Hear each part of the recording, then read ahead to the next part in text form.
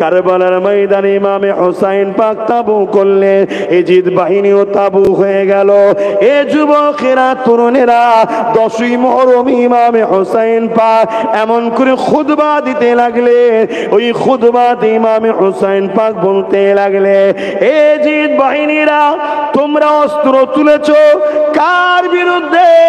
যে কিনা জমিনের উপরে আসমানের নিচে আজকে দিনে সর্বশ্রেষ্ঠ মানব, যে কিনা আখিরি নবী নূর নবীর নওয়াসা, যে কিনা খাতুনে জান্নাতের কলিজার টুকরা, যে কিনা মাওলা আলীর চোখের দ্বারা, সেই ইমামে হোসাইনের বিরুদ্ধে তোমরা তরোয়াল তুলেছ।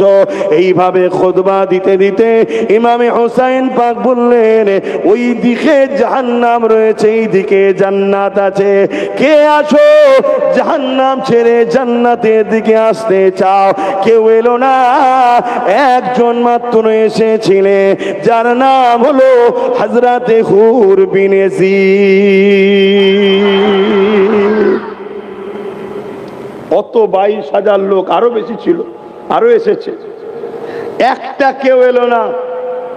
অর্থের লোভে, পদের লোভে, টাকার লোভে, গদির লোভে আজও এত আলোচনা করা হচ্ছে। পরিবর্তন যার নসিবে আছে সে একাই পরিবর্তন হয়েছে। নাম কি? হযরতে হুর বিন ইয়াজিদ। মনে রাখবেন, হযরতে হুর রাদিয়াল্লাহু তাআলা আন, তিনি চলে আসলেন, এসে ইমাম পাকের কদমে পড়লেন, হুজুর আমাকে মাফ করেন, ক্ষমা করেন। হুজুর আমি অন্ধকারে চলে গেছিলাম, ভুলে চলে গেছিলাম, আমাকে একটু আপনার কদমে জায়গা দেন। তওবা করলেন, ইস্তেগফার করলেন।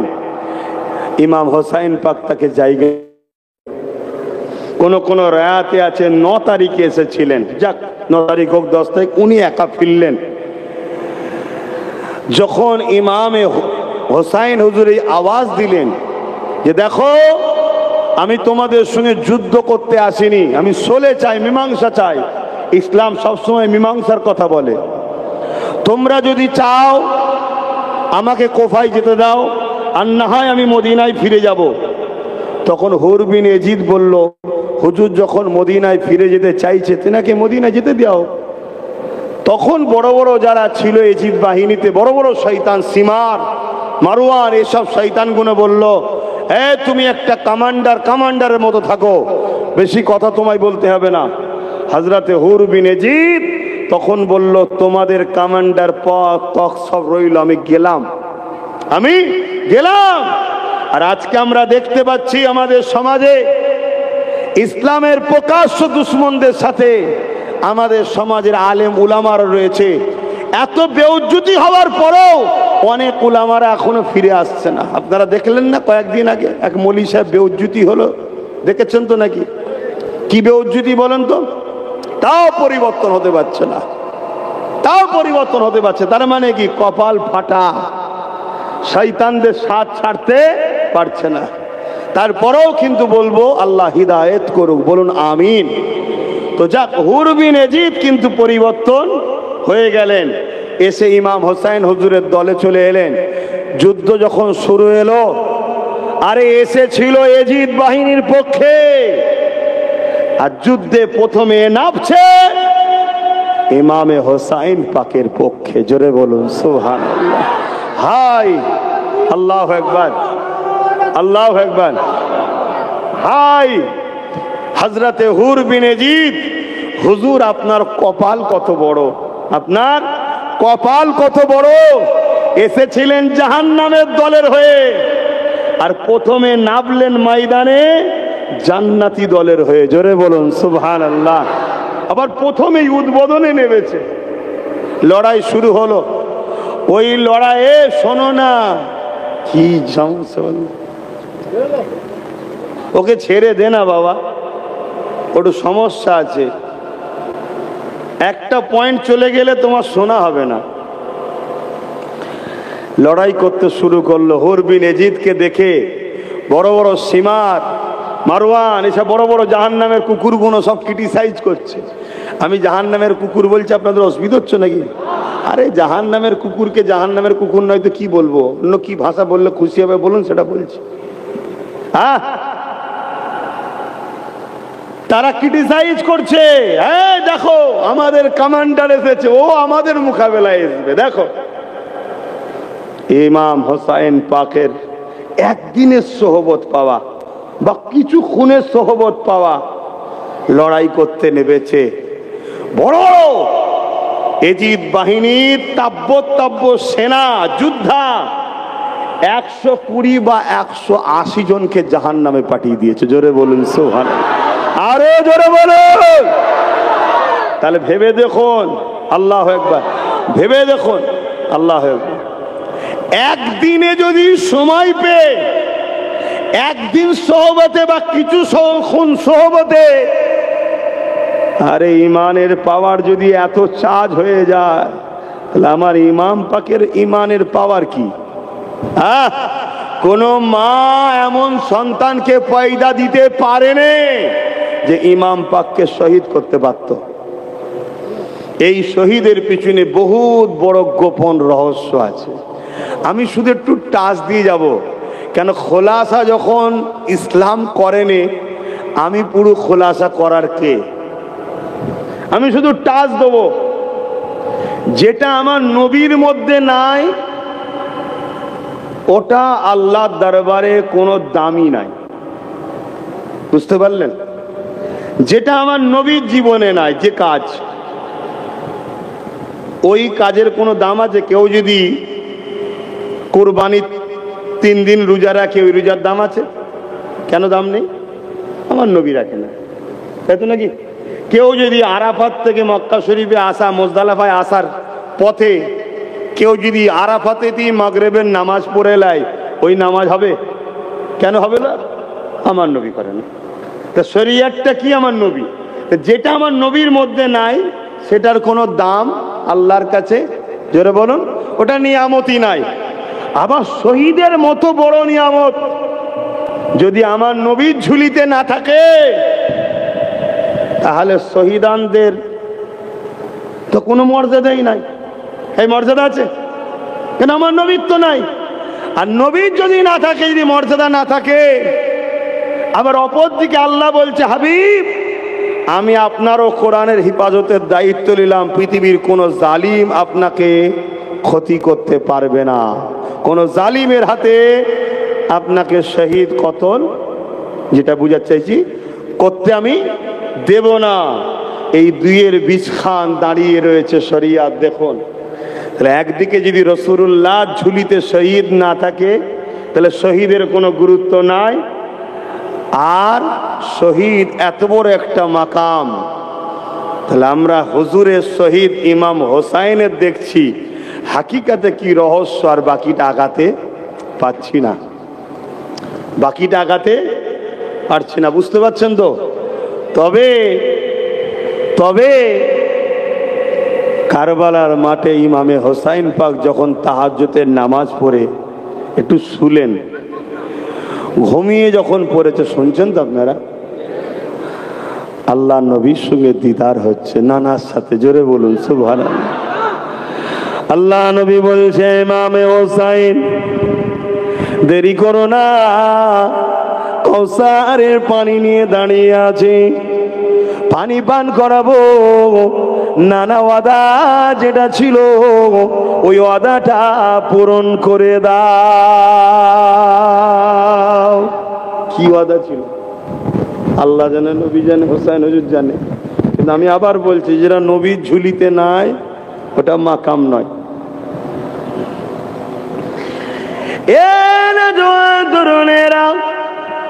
হযরতে যায়েনব রাদিয়াল্লাহু তাআলা আনহা, যিনি হযরত ইমামে হোসাইন হুজুরের বোন হন, তিনি এমন সময় ভাইয়ের তাঁবুর খিমার মধ্যে ঢুকেছে, দেখতে লেগেছে পুরো তাঁবু খুশবু আর খুশবু হয়ে গেছে, এবং ভাই হাসতে লেগেছে।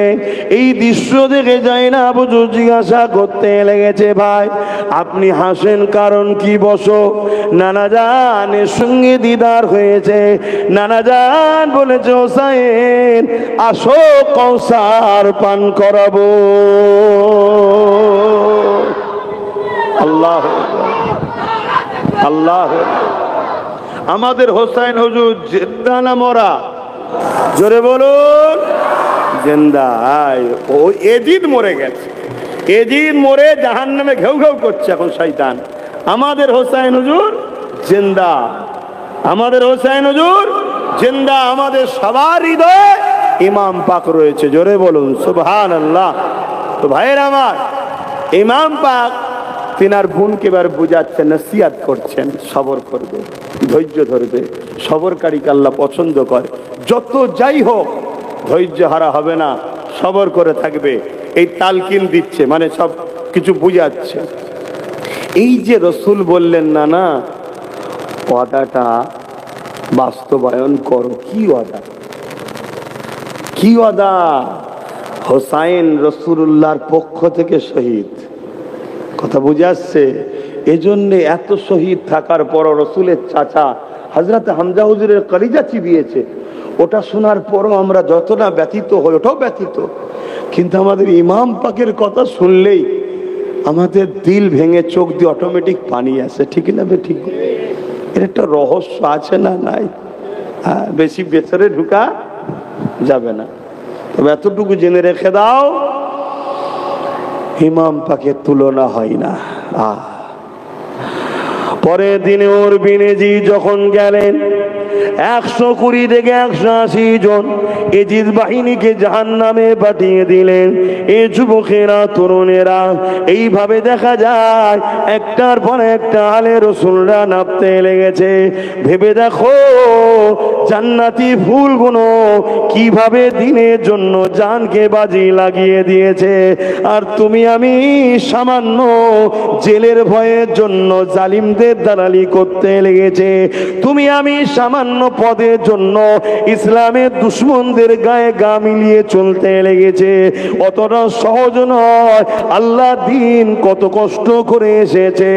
এ যুবকেরা, আল্লাহ নবীর নামাজা ইমামে হোসাইন হুজুরের বড় সাহেবজাদা হযরত আলী আসগার হুজুর, আমি আলী আকবর হুজুর, তিনি এমন করে ময়দানে নামলেন, জিনাকে দেখে বেঈমানেরা বড় টিটকিরি মারতে লাগলো।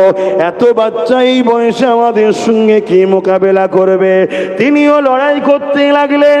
তিনার মোকাবেলা 100-200 বেঈমান নিষ্ঠুরকে তিনিও কতল করে জাহান্নামে পাঠিয়ে দিলেন। এইভাবে একটার পর একটা হতে হতে হযরত ইমামে হাসান হুজুরের এক সাহেবজাদা ছিলেন হযরতে কাসেম, তিনি এমন করে আগিয়ে আসতে লাগলেন। এ যুবকেরা চাচা হযরত হোসাইন হুজুরের কাছে আসতে লাগলে, চাচা যান আমাকে ইজাজত দেন, নানা দিনের জন্য আপনার জন্য আমিও লড়াইয়ের ময়দানে যেতে চাই।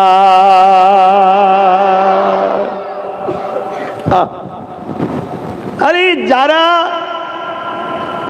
মজা বুঝতে পেরেছে যে এই দুনিয়া এটা জেরক্স, তারা তো শহীদ হওয়ার জন্য সবসময় আগ্রহ প্রকাশ করে যে কবে হব, কবে হব, কবে হব। কেন হতে দেরি, জান বেরোতে দেরি, আল্লাহর ফেরেশতা এসে জান্নাত দেখায়। জোরে বলুন সুবহানাল্লাহ। পিপিলিকা কামড়ালে জানা কষ্ট হয়, নবী বলছেন শহীদদের জান কবজ ওর থেকেও কষ্ট কম হয়। জোরে বলুন সুবহানাল্লাহ। আরে সেই তো মরবো, কুকুরও মরে, গরুও মরে, ছাগলও মরে, ভেড়াও মরে। আর মানুষের মরণ যদি কুকুর ছাগলের মতো হয় তো মরণের লাভ কি? হ্যাঁ, ওই মরণের তামান্না করো যে আমি হকের ওপরে থাকবো, ন্যায়ের ওপরে থাকবো, ইনসাফের ওপরে থাকবো। দিনটা কি, ইসলামটা কি? আমরা তো ইসলামকে মসজিদ মাদ্রাসার মধ্যে তালা মেরে রেখে দিয়েছি, বাইরে বেরোবি না, এখানে থাক। আমাদের মধ্যে প্রচার না, ইসলাম মানে নামাজ, রোজা, দাড়ি, টুপি, হজ, যাকাত, আমাদের মধ্যে প্রচার। আরে এগুলো অনেক পরের বিষয়, ইসলামে এগুলো অনেক পরের পাঠ। নামাজ তো রসুল মেরাজ থেকে এনেছে। নবী মেরাজে গেছে কবে? বলো কবে গেছে? 610 মনে থাকবে, এই সরি 621 মনে থাকবে। আর নবী দিন ইসলামের কাজ শুরু করেছে 610-এ। 11 বছর পর গিয়ে নামাজ এনেছে। এই 11টা বছর ধরে রসুল কি করেছে? 11টা বছর ধরে রোম থেকে শুরু করে, পারস্য থেকে শুরু করে, কিসরা কাইসার থেকে শুরু করে, আবু জেহেল, উতবা, সাইবা, উমাইয়া, আবু লাহাবের মতো শয়তান থেকে শুরু করে সবার বিরুদ্ধে রসুল পাক সাল্লাল্লাহু আলাইহি ওয়াসাল্লাম সংগ্রাম করেছে। অন্যায়কে মিটাবার জন্য নবী লড়াই করেছে। জোরে বলুন সুবহানাল্লাহ। আর আজকে আমরা কি করছি? ওরা তসবিলে বেরিয়ে পড়েছে, হুজুর আল্লাহ আল্লাহ করছে, আল্লাহ আল্লাহ আল্লাহ আল্লাহ। আমি করেন, বারণ করছি না,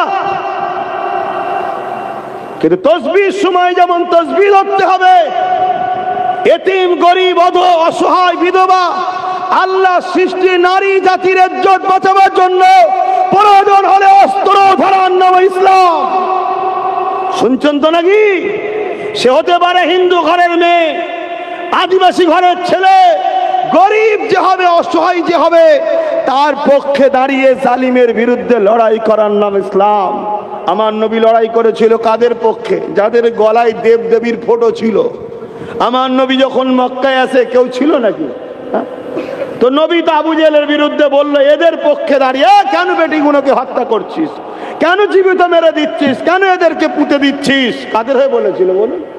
যারা আল্লাহ মানত না। নবী পাক সাল্লাল্লাহু আলাইহি ওয়াসাল্লামের এই মেসেজ দেখে তারা আমার রসুলকে মাসিহা, সাহায্যকারী বলে রাসূলুল্লাহর কাতারে আসলেন। নবী তাদের হয়ে লড়তে লাগলো। আস্তে আস্তে আস্তে আস্তে নবীকে তারা চিনছে, দেখছে। দেখতে দেখতে দেখতে দেখতে দেখলো ইনার সবটাই যখন ঠিক, কোনোটাই মিথ্যা নেই, তাহলে লা ইলাহা ইল্লাল্লাহটা কেন মিথ্যা হবে? তখন তারা দলে দলে ইমানের কলেমা পড়ছে। জোরে বলুন সুবহানাল্লাহ। আর আমাদের ঘরে দেখি আজকে কি করছে বলুন? কথায় কি অসুবিধা হচ্ছে নাকি? সময় তো নেই ভাই। হাসেন ইমামে পাকের সামনে হযরত ইমামে হাসান হুজুরের সাহেব জাদা যখন দাঁড়িয়ে গেলেন, চাচা যান আপনি আমাকে ইজাজত দেন, আমিও জালিমদের বিরুদ্ধে সংগ্রাম লড়াই করতে চাই। আল্লাহ নবীর নামাজে ইমামে হুসাইন বলেছিলেন, না, তুমি আমার ভাইয়ের একটাই মাত্র নিশানি, তোমাকে ইজাজত দেব না। ওই সময় বলেছিলেন, চাচা যান আমার আব্বা জান আমাকে একটা নসিহত করেছিল। কি নসিহত? যখন তোমার বিপদে পড়ে যাবে, তোমার গলার কাছে একটা মাদুলি ছিল, ওই মাদুলিটা খুলে তুমি একবার দেখবে। এই সময়ের মতো বড় বিপদ কি আছে? ওটা খুলে দেখছে, ওখানে লেখা আছে, হযরত হাসান হুজুর লিখছে যে বেটা, যখন তোমার চাচা কারবালায় বিপদে পড়বে, তুমি চাচাকে ছেড়ে চলেছো, তুমি চাচার জন্য নিজের জানকে উৎসর্গ করো। জোরে বলুন সুবহানাল্লাহ। তারা কি বাপ, হ্যাঁ কি বাপ তারা। এই চিঠিটা দেখে ইমাম হোসাইন হুজুরের চোখ দিয়ে পানি এসে গেল যে আমার ভাই আজ আমার তার সন্তানকে আমার জন্য কুরবানি করাচ্ছে।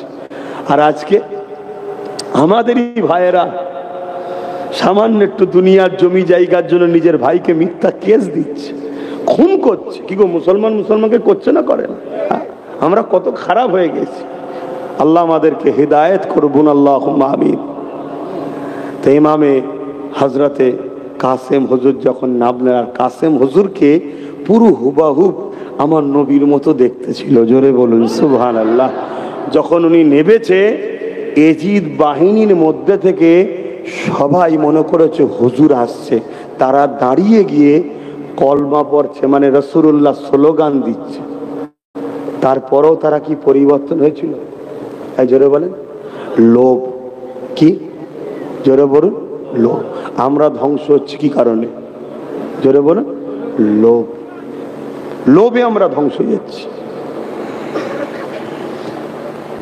বাপেরা, নওজোয়ান তরুণেরা এইভাবে অনেক বড় কথা সময় দিয়ে খেয়াল করে ডাইরেক্ট ইমাম হোসাইন পাকের কাছে চলে যায়।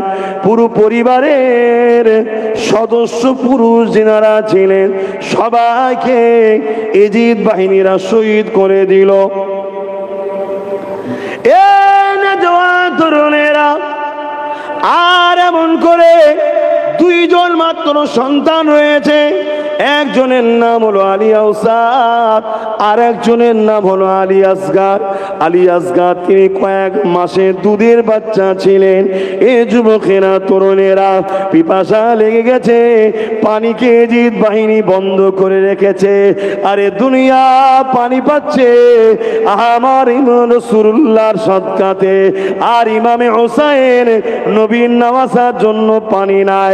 আজকে দেখুন আমাদের পানি নষ্ট হচ্ছে, আর যার জন্য সবকিছু সেই ঘরের বাচ্চা পানি পাচ্ছে না। কি কঠিন অবস্থা। এই যুবকেরা, আল্লাহ পাক ছাড় দিয়েছে, ছেড়ে আমাদেরকে দেয়নি, জবাব কিন্তু আল্লাহ পাক নেবে। তাই বলে দিয়ে যায়, পরিবর্তন হন, তওবা করেন, ফিরে আসেন।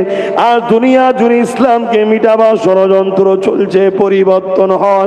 কেউ এমন করে চারিদিক দিয়ে চেষ্টা করছে হযরত আলী আসগারকে নিয়ে অনেক বড় কথা পানি পান করাবার জন্যে ফোরাত নদীর ধারে দিয়ে গেছে।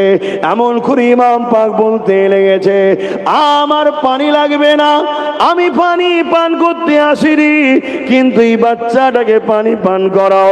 এই কথা যখনই বলেছে, দূর থেকে একটা তীর এসে হযরত ছোট্ট আলী আসগার নবীর খানদানের হুলকুনিতে তীরটা লেগে গেল। আরে ভেবে দেখুন, কয়েক মাসের বাচ্চাকে এজিদ বাহিনী মেরে ফেললো, শহীদ করে দিল। এ যুবকেরা, তরুণেরা, বাপেরা, আজকে দিনও আমরা দেখছি সেই এজিদরা আমাদের তামান্নাকে বোম মেরে মেরে দিল। মারছে না মারেন? অসুবিধা হচ্ছে আপনাদের? আরে সেদিন পুরুষ এজিদ ছিল, আজকে আমার বাংলায় মহিলা এজিদ বসেছে। এই তো পার্থক্য রে বাবা। এ কোনসা এজিদ নয়। এইটা যে মুসলমান সহ্য করতে পারেনি, সে মুসলমান মুনাফেক ছাড়া অন্য কিছু নয়। তুমি মেরে ব্রেনের মধ্যে গেঁথে লাও তুমি মুনাফেক, তাই তোমার বুকে ব্যথা হয়েছে। তোমার এজিদের জন্য বললে তোমার কষ্ট হয়। তোমার এজিদ যখন বলে মসজিদ, মাদ্রাসা, কবরস্থানের জন্য আন্দোলন করা যাবে না, তখন তো তোমার ব্যথা হয় না। জানতে হবে তোমার বেঈমান ইমান গেছে তোমার। এই নওজোয়ান তরুণেরা, এমন করে হযরত আলী আসগারকে নিয়ে বাপের কোলে ছোট্ট কয়েক মাসের বাচ্চা, চিন্তা করে দেখুন, করো ব্যথা। তোমার আমার বাচ্চাকে সামান্য লেগে গেলে তুমি আমি সহ্য করতে পারি না। রহমতের ঘরে সন্তান ইমামে হোসেন হুজুরের কলিজার টুকরা আলী আসগার শহীদ, রক্ত পুরো শরীর ভরে গেল। এই অবস্থায় নিয়ে তাঁবুতে চলে এসেছে, আর স্ত্রীকে বলতে লেগেছে, তোমার বাচ্চা দুনিয়ার পানি কোনোদিন পান করবে না। কিন্তু হঠাৎ করে হাতের দিকে নজর পড়লো, আমি এমন করে দেখা যায় দুধের বাচ্চা আলী আসগার হুজুর হাতকে এমন করে খুলছে আর মুড়ছে, কিতাবলা লিখতে লেগেছে।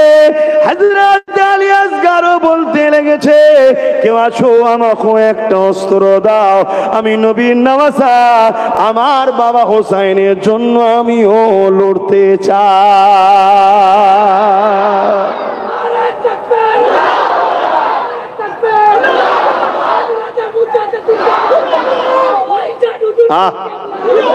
আমার স্লোগান দিউনি, আমার সাথে বলো, ইমামে হাসান হোসেন, ইমামে হাসান হোসেন, ইমামে হাসান হোসেন। এবারে বলবো এজিদি, বলবে মুর্দাবাদ, এজিদি, এজিদি, এজিদি। ইমাম পাকদের স্লোগান দাও। আমি কে? আমি তো ইমাম পাকদের ঘরের দরজার পাহারাদার একটা কুকুর, আমি তাদের ঘরে। সে কপালটাও যদি হয় তাও নসিবওয়ালা হব। কেন 7 জন ওলির যদি পাহারা দিয়ে কিতমিন জান্নাতে যেতে পারে, জানেন না? কোরআনে এক সূরা কাফে একটা কুকুরের নাম আছে কিতমিন, জানেন তো নাকি? 7 জন ওলি কে পাহারা দেওয়ার জন্য, ভালোবাসার জন্য সেই কুকুরটা ওলিদের সাথে জান্নাতে যাবে। আরে ইমাম হোসেন পাকের ঘরের চৌকাট পাহারা দিবার কুকুরও যদি হতে পারে, সেও তো জান্নাত যাবে। জোরে বলুন। প্রেম কাকে বলে আমরা তো বুঝি না এখনো। কথা শুনছেন তো? প্রেম কাকে বলে আমরা এখনো বুঝি না। হাসেন অনেক বড় কথা ইমামে পাক। আর একটা মাত্র সন্তান হয়ে গেল, বাকি পুরো পরিবার শহীদ হয়ে গেছে, পুরুষ একজনও আর বাকি নাই।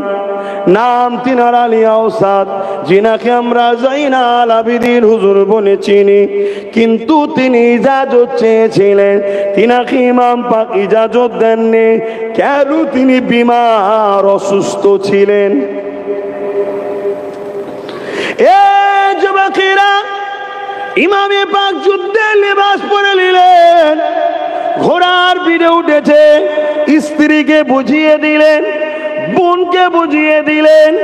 আর ইমামে পাকের খলিজার টুকরি হযরতে সুকাইনা, সব থেকে ছোট কন্যা, এমন করে যে আলী আসগার ছিলেন তার উপরে, এমন করে কন্যা তিনি ইমামে হোসেন হুজুরের সব সময় বুকে লেগে থাকতেন।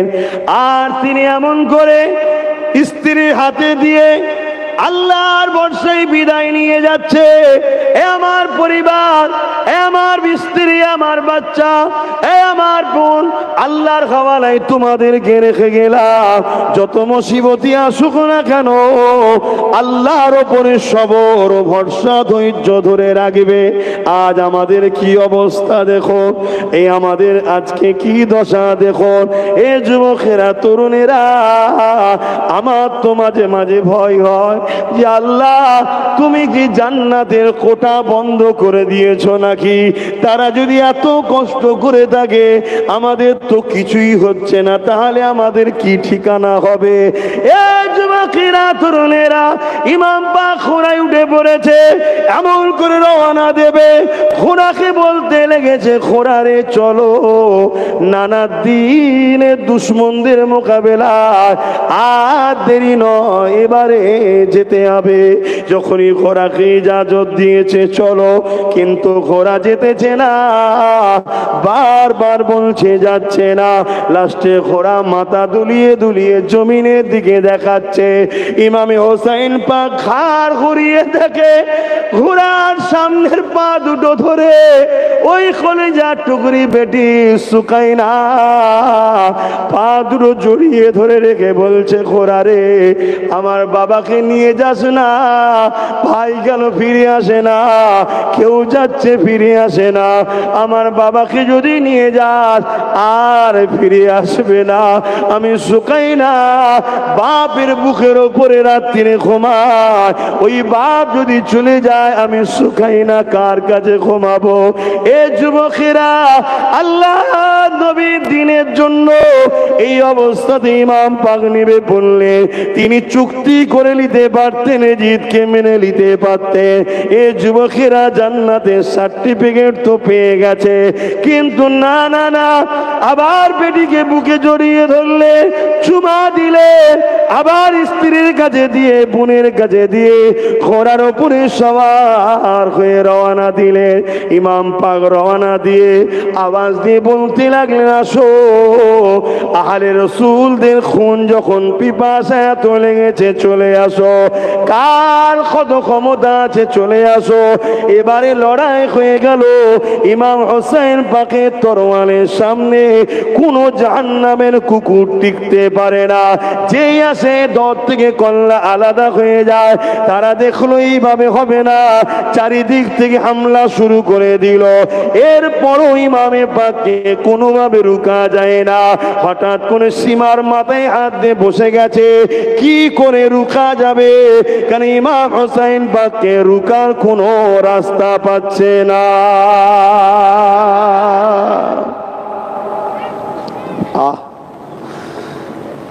শুনছো আমার ভাইরা? হ্যাঁ, শুনছো? বছরে একবার মোহরম এলে জলসা দিয়ে হোসাইনি হওয়া যায় না গো। হ্যাঁ, পুরো পরিবারকে শহীদ করে নানার যে দিনটা দিয়ে গেল, সেই দিনটাকে ধরে রাখতে হবে না? কি হলো? আচ্ছা আচ্ছা, শুনছেন? পুরোপুরি রোজা দুটো রাখতে হয়, হয় 10, 11, নাই 9, 10। কেন দুটো রাখতে হয়? হ্যাঁ, আল্লাহ নবী যখন মদিনা শরীফে গেলেন, ইহুদিরা এই দিন রোজা রাখতো। কি জন্যে? এই দিনে আরো ইতিহাস আছে। মুসা আলাইহিসসালামকে আল্লাহ পাক এই দিনেই নমরুদের অত্যাচারের হাত থেকে তিনাকে রক্ষা করেছিলেন এবং ফেরাউন বাহিনীকে আল্লাহ নীল নদে ডুবিয়ে ডুবিয়ে মেরে ধ্বংস করে দিয়েছিলেন। এজন্যে ইহুদিরাও রোজা রাখে। আমার রসুল বললেন, তাহলে আমরা দুটো রোজা রাখবো কেন? একটা রাখলে তাদের তাসাব্বা হবে। চিন্তা করুন, আমি রাখবো আমার ব্যাপার, সে রাখবে তার ব্যাপার, না, তাদের তাসাব্বাটাও না হয়ে যায়। আর সেই নবীর উম্মত আজকে কাদেরকে অনুসরণ করেন? হ্যাঁ, কাদের অনুসরণ করছেন? একটু ভেবে চিন্তে কাজ করেন। তা সময় তো নেই, আমি আর কথা বলতে পারছি না। একটু সালাম দিয়ে লিয়া নবী।